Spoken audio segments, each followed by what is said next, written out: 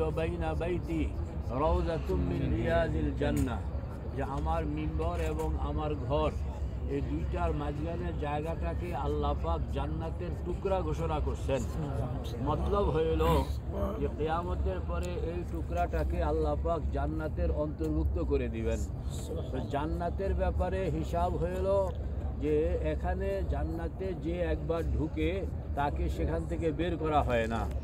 আমরা এটা হাদিসে পাকের মধ্যে আসছে যে এটা হলো দোয়া কবুলের জায়গা।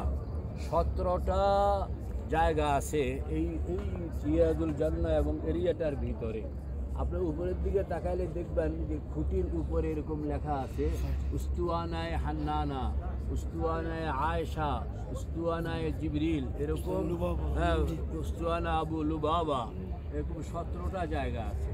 প্রত্যেকটা জায়গার ব্যাপারে বলা হয়েছে যে এটা দোয়া কবুলের জায়গা। এখানে বান্দা যেই দোয়া করে সেই দোয়া আল্লাহ পাক কবুল করেন। আমাদেরকে যে এরিয়াটায় নেওয়া হবে এই এরিয়াটার ভিতরেই সবগুলো, বাইরে 1-2টা আছে কিন্তু এরিয়ার ভিতরেই সব কিছু। তা আমরা যেটা করব সেখানে গিয়া প্রথমে 2 রাকাত নামাজ পড়ব, যে এটা জান্নাতের টুকরার মধ্যে আল্লাহ পাক আমাদেরকে প্রবেশ করানোর সুযোগ করে দিয়েছেন, আলহামদুলিল্লাহ।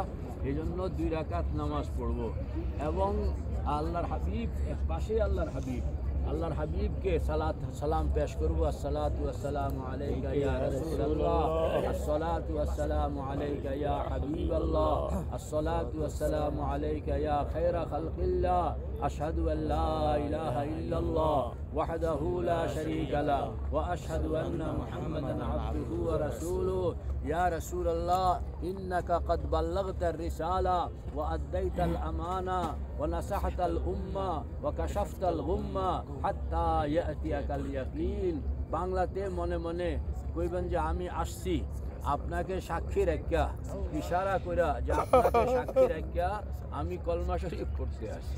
আল্লাহর হাবিব কবর শরীফের মধ্যে যেইভাবে তখন আবু বকর সিদ্দিক রাদিয়াল্লাহু তাআলা আনহু যেভাবে শোয়া রাখছেন, ঠিক অবিকল এইভাবে এখনো আছে।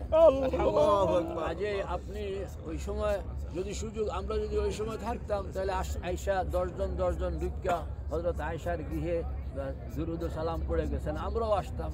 কিন্তু আল্লাহ পাক আমাদের কপাল ভালো, উম্মতের জন্য এটা দুয়ার খোলা রাখছেন, কিয়ামত পর্যন্ত সবাই একই রুটে সেই রকম সালাত ও সালাম পেশ করবে। এরপরে আপনি দোয়া করবেন।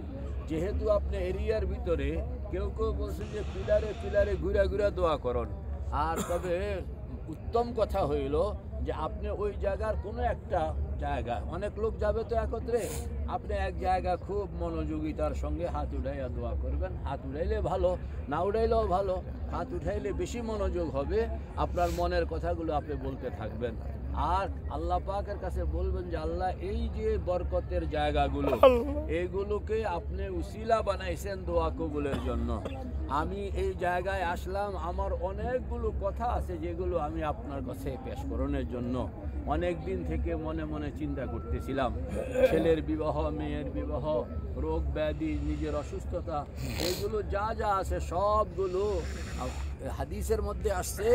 দোয়াটা করা হয় এইভাবে যে আল্লাহুম্মা ইন্নী আসআলুকা ওয়া আতাওয়াজ্জাহু ইলাইকা বিনবিয়িকা মুহাম্মাদিন নবিয়্যির রাহমাহ ইয়া নবিয়াল্লাহ ইয়া শফিআল্লাহ ইয়া হাবিবাল্লাহ ইশফা' লি ইনদা রাব্বিক লিতুকযা লি ফি হাজাতি হাযিহি আল্লাহুম্মা ফাশফি'হু ফিয়া আল্লাহুম্মা ফাশফি'হু ফিয়া আল্লাহুম্মা ফাশফি'হু ফিয়া।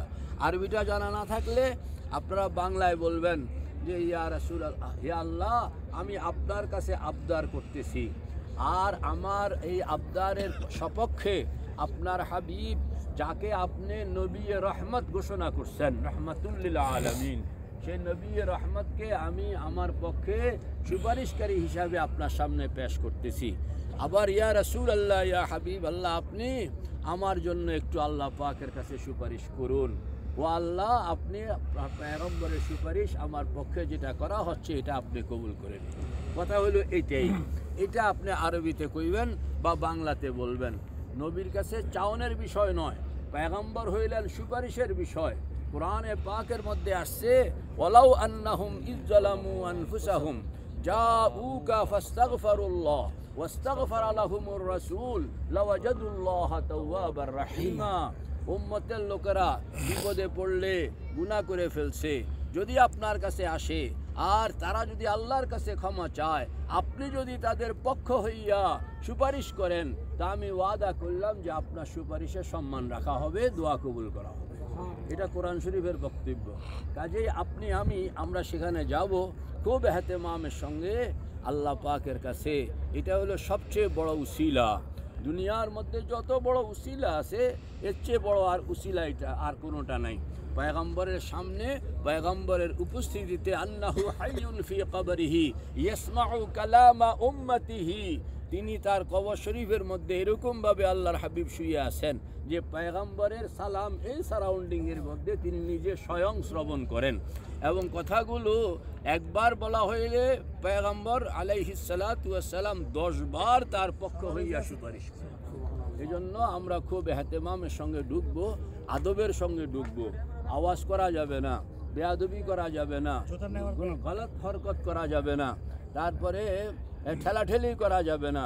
অত্যন্ত ইজ্জতের সঙ্গে, অত্যন্ত আদবের সঙ্গে আমরা যাব, নামাজ পড়ব, এবং মনের কথাগুলো নিজের ভিতরে যা আছে। অনেকে দোয়ার জন্য বলছেন যে আমার জন্য একটু দোয়া করবেন বিক্রমপুরী সাহেব।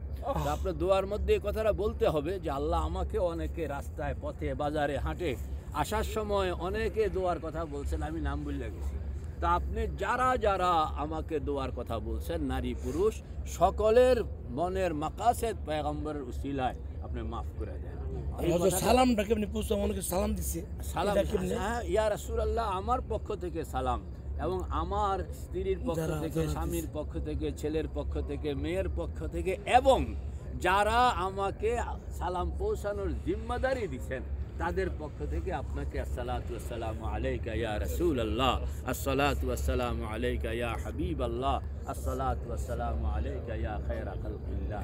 আরেকটা কথা মনে রাখবেন যে সেখানে গিয়ে সালাম দিলে যেরকম সালাম পৌঁছায়, আপনি যেই কোনো জায়গা থেকে, পয়গম্বরের এই পুরা এরিয়ার যে কোনো জায়গা থেকে সালাম দিলেও আপনি সালাম পৌঁছবে। কাজে এটা নিয়ে আপনি মারামারি করার কোনো কারণ নেই। আর মনের মনকে ইয়ে করার জন্য যেটা আমাদের বুজুর্গরা, সেটা হলো ওই যে গম্বিদে খাদরা দেখা যায়, যে কোনো এক জায়গা থেকে একা একা নির্জনে একা একা বসে কখনো কখনো ওই দিকে তাকাইবেন যে এই গম্বুজের বরাবর বাস এই কথাটা খেয়াল করবেন আর আল্লাহর সঙ্গে কথা বলবেন। তাইলে পয়গম্বরের মজলিসে বসে যেই দোয়া করা হইতো সেই দোয়ার সুযোগ হয়ে যাবে। হ্যাঁ, আলহামদুলিল্লাহ, আলহামদুলিল্লাহ। Group group group